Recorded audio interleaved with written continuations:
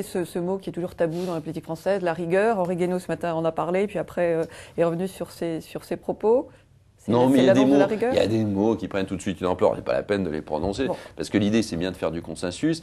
Et il faut, comme lutter contre les déficits publics, c'est pas l'augmentation des impôts. Donc ça ne peut être que, au fond, le retour de la croissance et donc plus de recettes, parce que la France ira mieux, parce qu'elle sera plus compétitive. Ça, c'est réforme de structure. Puis c'est une chute.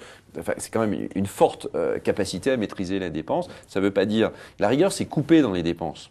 L'idée n'est pas celle-là, ou c'est d'augmenter l'impôt d'une façon très élevée. C'est ça la rigueur. C'est pas ça notre politique. C'est pas d'augmentation d'impôts, c'est de recréer de l'activité au-delà de ce qu'elle était auparavant, et c'est d'aller plus vite dans la réduction de la progression de la dépense. La France, elle progresse trop vite dans ses dépenses publiques. Si vous réduisez cette progression de la dépense pendant longtemps, pendant des années, c'est ça qui est difficile, alors vous assainissez durablement vos finances publiques. Alors, concernant l'État, vous allez encore avoir le mauvais rôle. Le président de la République a indiqué tout à l'heure que vous allez présenter un plan d'action complet pour réduire la dépense de l'État en avril, en incluant toutes les options, notamment le démantèlement et la réduction des niches sociales et fiscales. Ça veut dire que là, il n'y aura plus de tabou, on peut...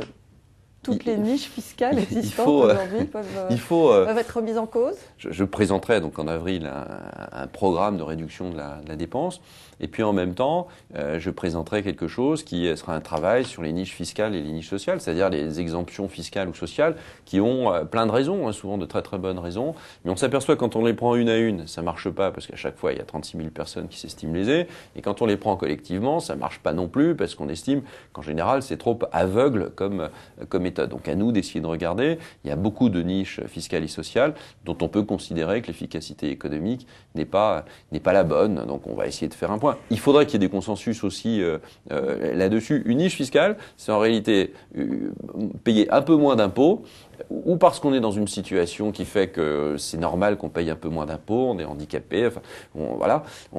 Ou alors c'est pour vous inciter à faire quelque chose, faire de la maîtrise de l'énergie par exemple. Donc il y a à chaque fois une raison particulière. Et nous, ce qu'on doit vérifier, c'est est-ce que cette raison, aujourd'hui, est une raison qui apporte à la nation et en même temps soit une raison équitable et juste. Et donc on doit se poser cette question. C'est ce qu'on est en train de faire niche par niche.